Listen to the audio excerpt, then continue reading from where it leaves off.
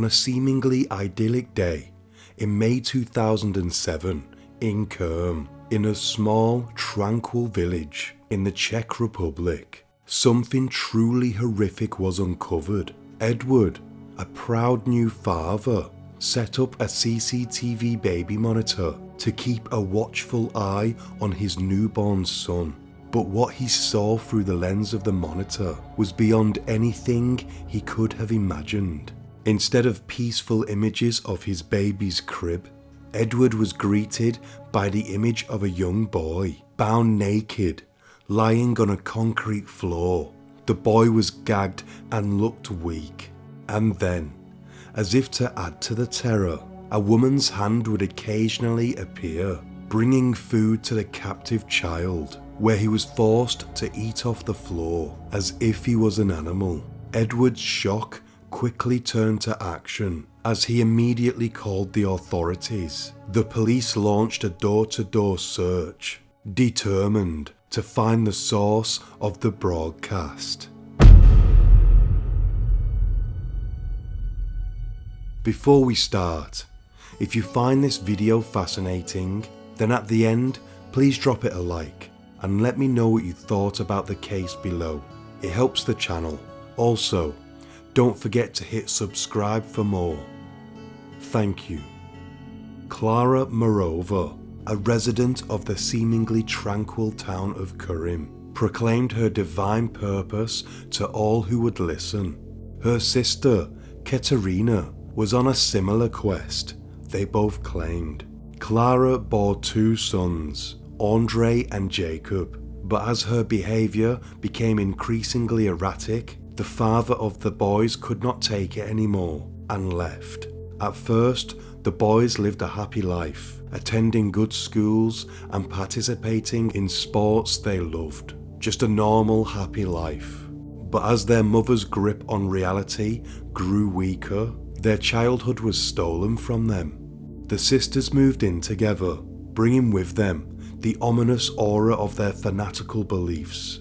The boys were no longer in the safe haven they once were, as the sisters' all-consuming obsession with their divine mission cast a suffocating shadow over their lives. The sisters were lured into the grasp of a sinister cult, the Grail movement, where they blindly believed that their path to heaven was paved by committing good deeds. But at the same time, they were absolved from sin, no matter how heinous their actions may be. The veil of innocence was lifted, revealing the true, chilling nature of their beliefs. Klara opened her home to Anika, a 13-year-old Norwegian orphan who was a victim of physical abuse by a trafficking gang. It was Katerina who brought her to the home and claimed that she was Anika's guardian. Anika faced serious health issues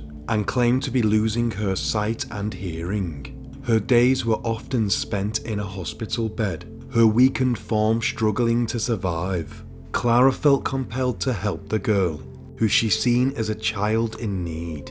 Klara wanted to go with her to the hospital appointments, but Katerina prevented her from doing so, only allowing phone contact for when Anika was in the hospital. This raised suspicions about Katerina's real objectives.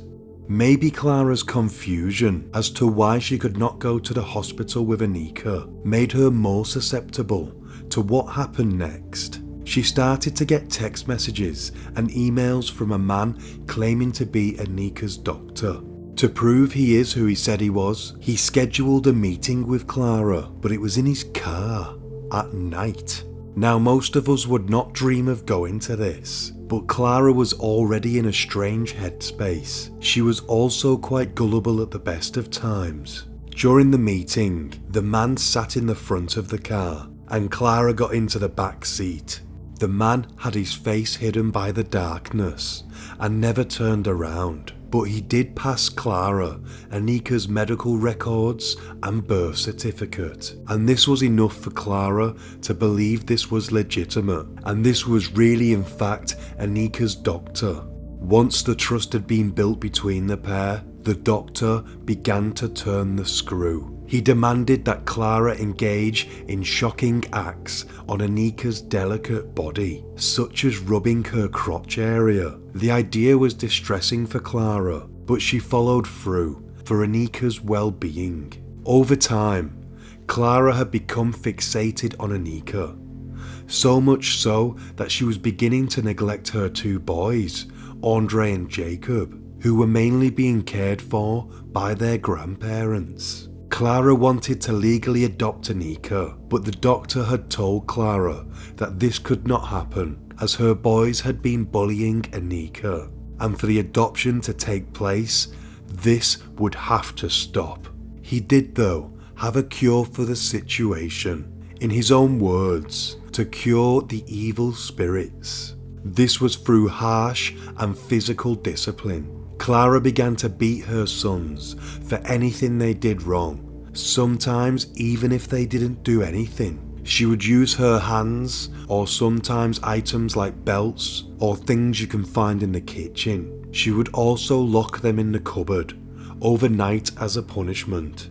The boys' screams echoed through the empty halls as they were subjected to the most sadistic and merciless treatment at the hands of their own mother. This was truly a chilling situation, and the boys' lives hung in the balance as they were caught in the crossfire of their mother's disturbing actions.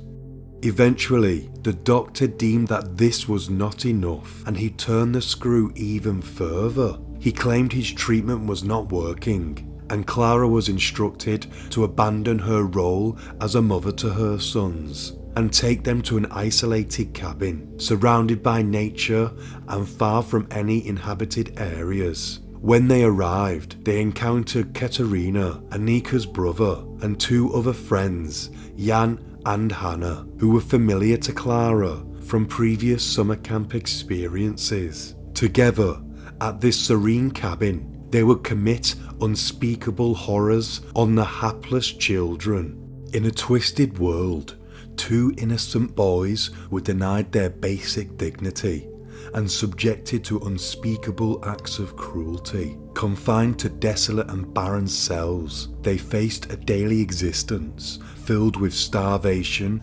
beatings, and unspeakable torture. The boys were met with brutal violence, such as searing burns from cigarettes, jolts of electricity, puncture wounds from forks, lashings, and they were even forced to inflict harm upon themselves using knives. They were left to stand, cuffed to a table for hours, covered in their own urine, and even forced to consume their own vomit. Clara held their heads underwater for extended periods of time, bringing them to the brink of death, while Katerina rendered them helpless by restraining their arms behind their backs. The situation was a haunting and nightmarish reality for these poor victims. The boys were trapped in a living nightmare as their captors inflicted unspeakable horrors upon them. Their tormentors wanted to take things a step further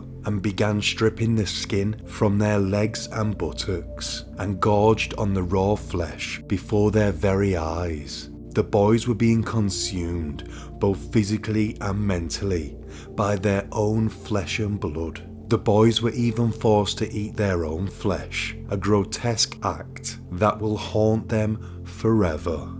Anika made matters worse by lying to the adults, claiming the boys were still bullying her, knowing full well the consequences. The group also pretended to abuse her, so the boys wouldn't think they were the only targets. This cycle of terror lasted for 8 long days before the boys were finally allowed to return home. But once home, the abuse continued much the same. This went on for an entire year, trapped in a dog cage, in a cement cellar, living in their own filth and fearing for their lives on a daily basis.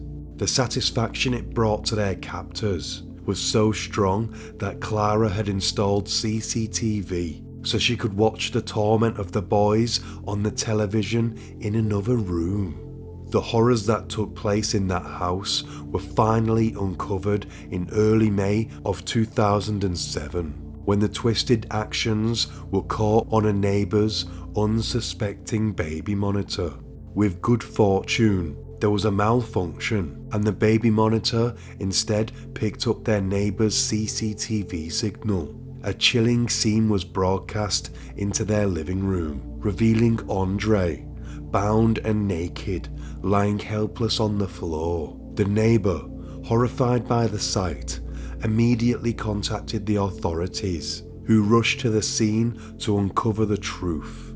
The brothers, Andre and Jacob, were rescued, along with a young girl who posed as their sister, Anika. But as the investigation progressed, the shocking reality was revealed, and the young girl's true identity was uncovered. She was 33-year-old Barbara, an award-winning classical composer, plagued by a glandular disease that caused her to look much younger than her actual age. This often led people to mistake her for a child, a circumstance that Barbara would exploit to escape legal repercussions for her misdeeds. She would pose as a minor to avoid facing charges.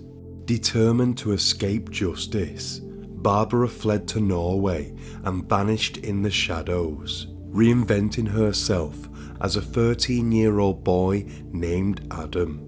Martin Forner and his wife, who were also in the cult, used their son's identity to smuggle Barbara into Denmark. Determined to maintain her disguise, she went to great lengths, even shaving her head, and blended into society, even enrolling in school. But the grasp of the law eventually caught up with her, and 8 months later, the police closed in, revealing her true identity.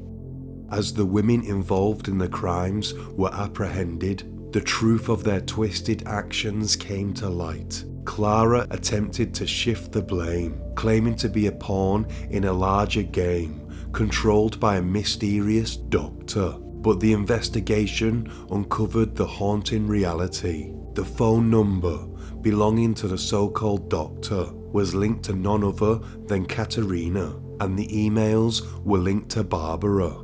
The web of deceit and abuse at the cottage was all connected to one man, Jan, who was Barbara's brother. He was the one who was in the car at night and gave the documents to Clara, thus allowing this abuse to begin. The extent of his control over the women, the abuse they inflicted, and the lies they spun is a chilling reminder of the frightening power that one individual can wield. The motives behind the sadistic abuse were revealed to be a twisted manifestation of religious extremism. The three women were members of the Grail movement, but they had broken away and formed their own cult, which demanded its members demonstrate their devotion through suffering. The boys, Andre and Jacob, were the subjects of this cruel experiment, as the women sought to break them down and enslave them in the name of their twisted beliefs. The culprits, Clara, Katerina and Barbara, Jan and Hannah and brother Jan, were eventually brought to justice and received sentences ranging from 5 to 10 years behind bars. Although they have all since been paroled, the haunting memories of their crimes will linger and will be a chilling reminder of the dangers of religious fanaticism. Thank you for watching. Until next time, stay sane.